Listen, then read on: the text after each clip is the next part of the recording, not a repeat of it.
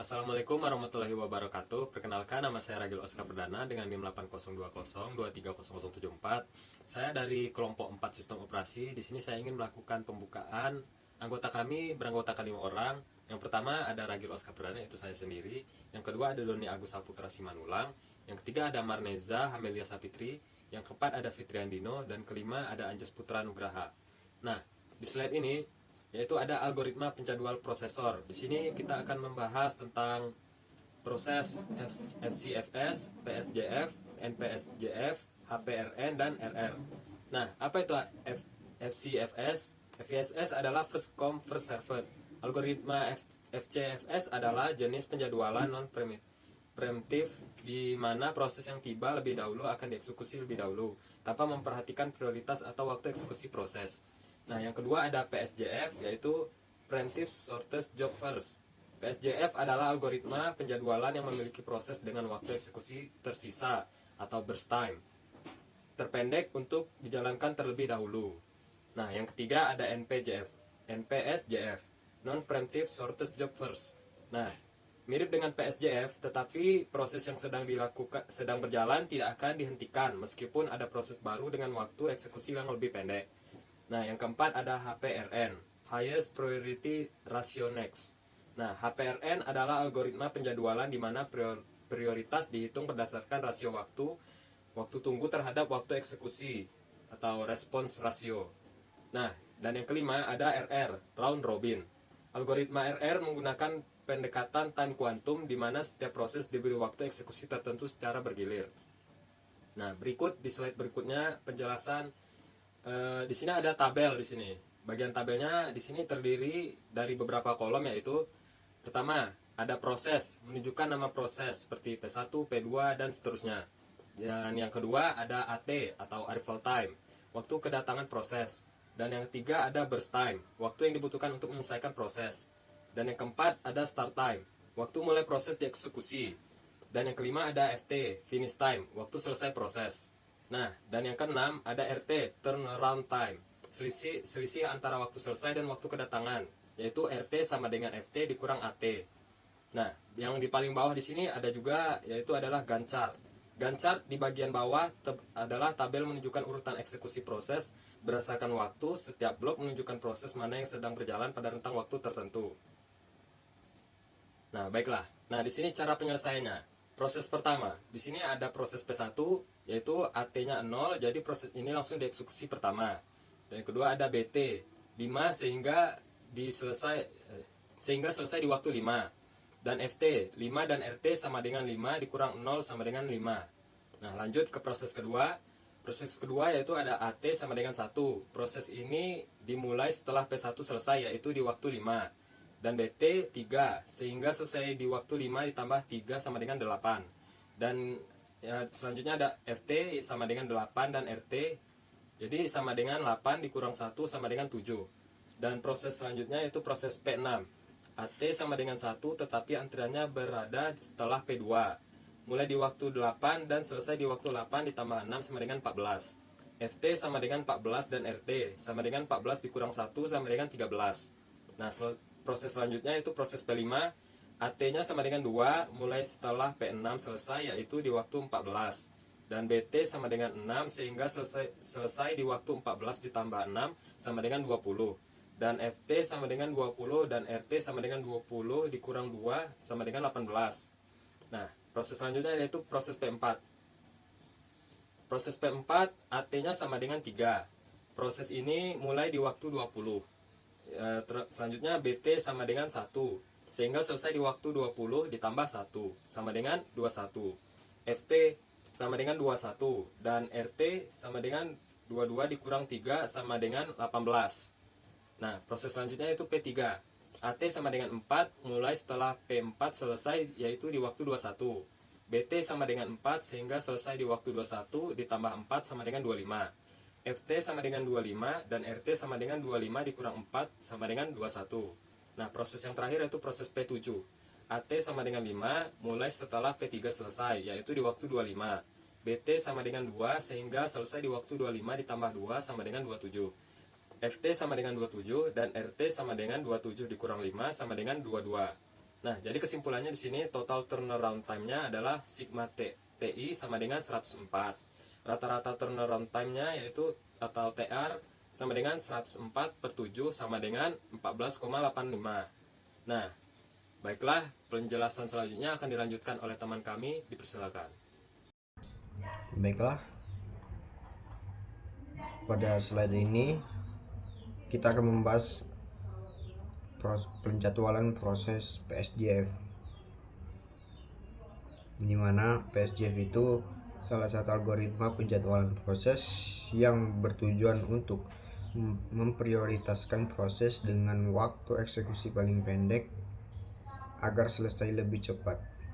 Jadi, dalam PSJF, proses pendek selalu didahulukan dibanding proses yang lebih lama. Slide selanjutnya ialah aturan dasar PSJF. Ada dua aturan utama dalam PSJF. Yang pertama, prioritas pada proses dengan burst time paling kecil. Waktu yang dibutuhkan suatu proses untuk selesai. Jika ada proses baru dengan burst time lebih kecil, proses lama dihentikan sementara dan proses baru itu langsung dijalankan. Dan yang kedua, proses dapat berubah di tengah jalan karena sifatnya preemptif. Proses yang sedang berjalan bisa diganti jika ada proses baru yang lebih pendek. Slide selanjutnya ialah contoh tabel PSJF. Yang pertama ada proses, di mana proses ini ada 7 proses, dan yang kedua ada arrival time, yang dimaksudnya ialah waktu kedatangan proses ke sistem. Yang ketiga burst time, waktu eksekusi proses. Yang keempat start time, waktu proses mulai dijalankan.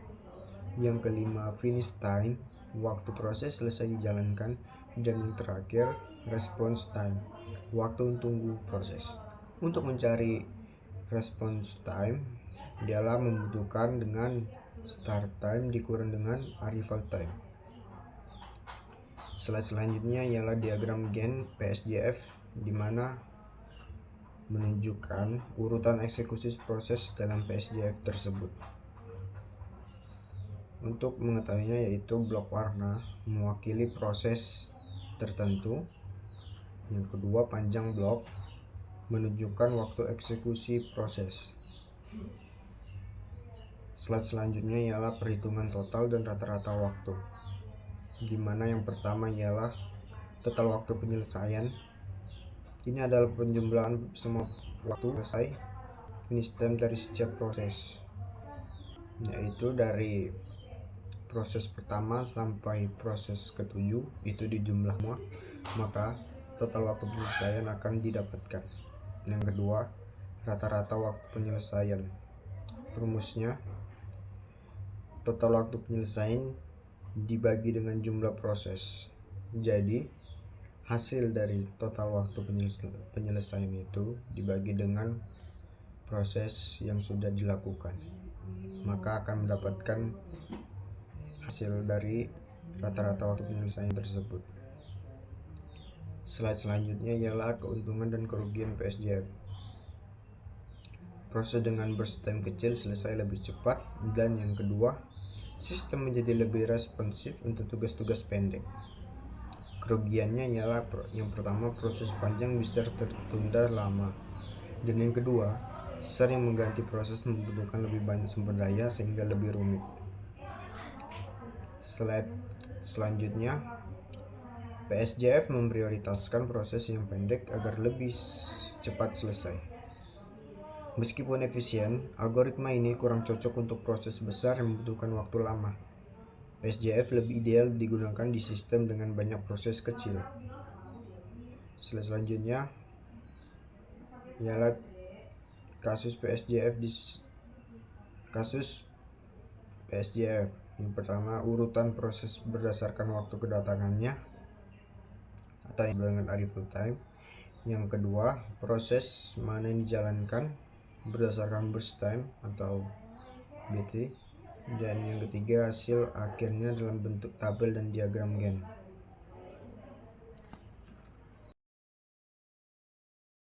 Baik, penjadwalan NPSJF adalah proses penjadwalan yang mengutamakan proses yang dulu tiba walaupun burst time di proses lain lebih kecil dan tidak boleh menggesernya. Langkah yang pertama, jumlahkan semua burst time untuk mengetahui panjang keseluruhan proses yang akan terjadi, yaitu 5 ditambah 3 ditambah 6 ditambah 6 ditambah 1 ditambah 4 ditambah 2 sama dengan 27. Proses yang pertama dijalankan adalah P1 karena memiliki arrival time yang terkecil, jadi akan berjalan sesuai burst time yang dimiliki, yakni 5. Proses P1 telah selesai, jadi dapat ditentukan start time adalah 0, finish time sama dengan 5, dan respon time menggunakan rumus finish time dikurang arrival time. 5 dikurang 0 sama dengan 5. Proses selanjutnya, kita akan cari burst time paling kecil dari semua proses untuk dieksekusi terlebih dahulu, yaitu adalah P4 yang memiliki burst time 1. Jadi dapat ditentukan start time adalah 5, didapat dari finish time P1, finish time adalah 6, yang start time-nya kita majukan satu langkah, yaitu 1656. Dan respon time-nya adalah 6 dikurang 3 sama dengan 3. Burst time terkecil selanjutnya adalah P7, yang memiliki burst time 2, dan dapat ditentukan start time, finish time, dan respon time-nya.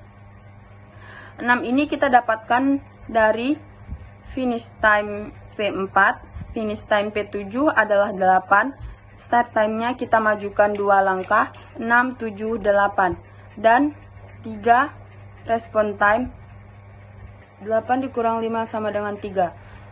Burst time terkecil selanjutnya setelah P7 adalah P2 yang memiliki burst time 3, jadi akan maju 3 langkah, dapat ditentukan start time 8, finish time 11, yaitu dimajukan 3 langkah, 3, 9, 10, 11, dan respon time sama dengan 11 dikurang 1 sama dengan 10.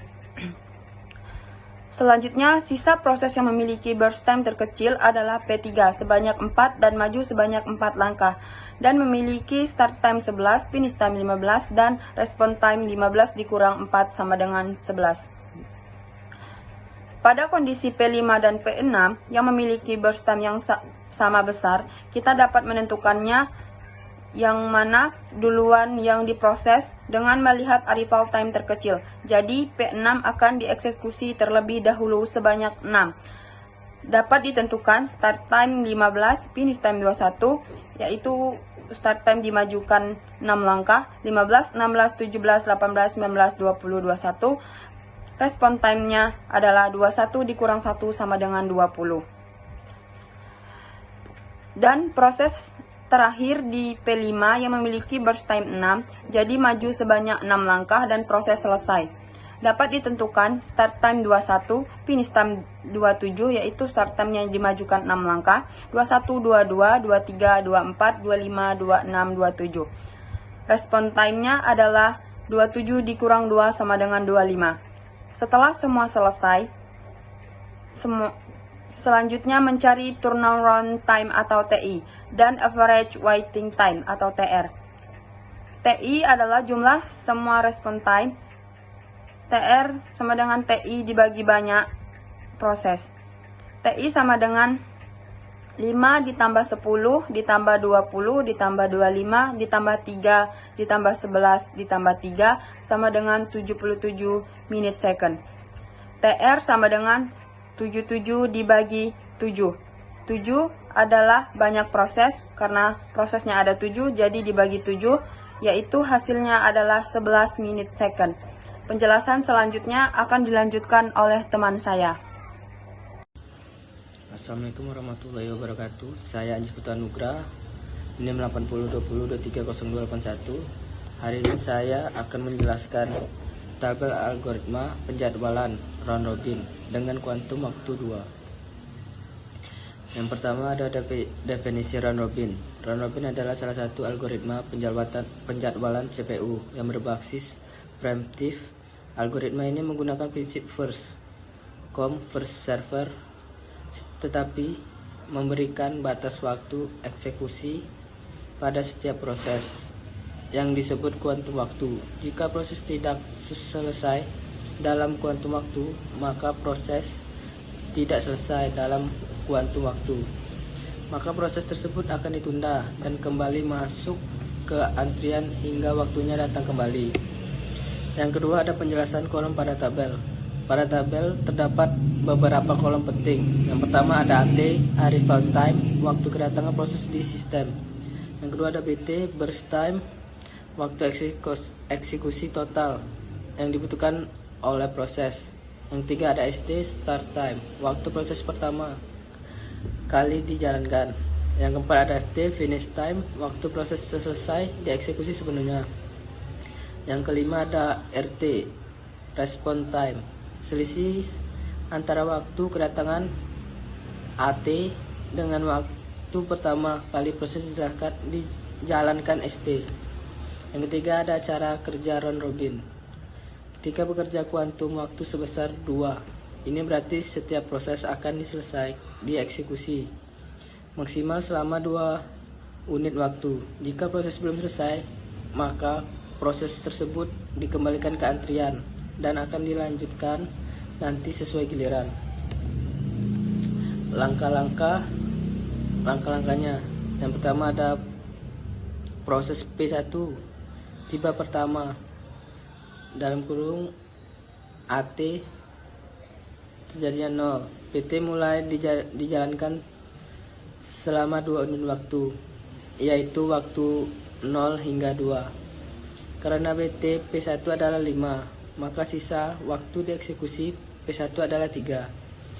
Yang kedua berikutnya proses P2 ada proses P2 tiba pada waktu 1. AT sama dengan 1.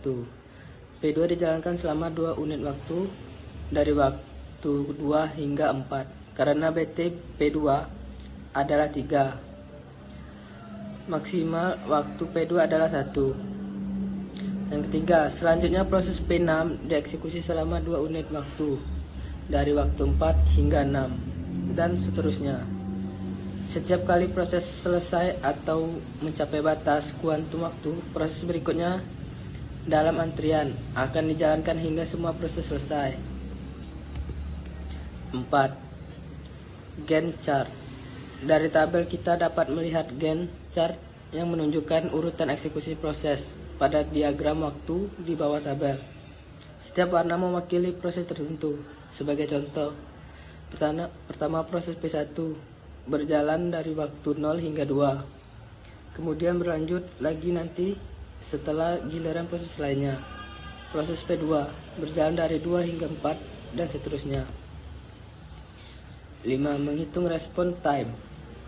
Kita juga menghitung waktu tanggapan untuk setiap proses, yaitu selisih antara waktu kedatangan proses atau AT dan waktu pertama kali proses dijalankan ST. Misalnya untuk P1 RT sama dengan ST, AT sama dengan 0, minus 0 sama dengan 0.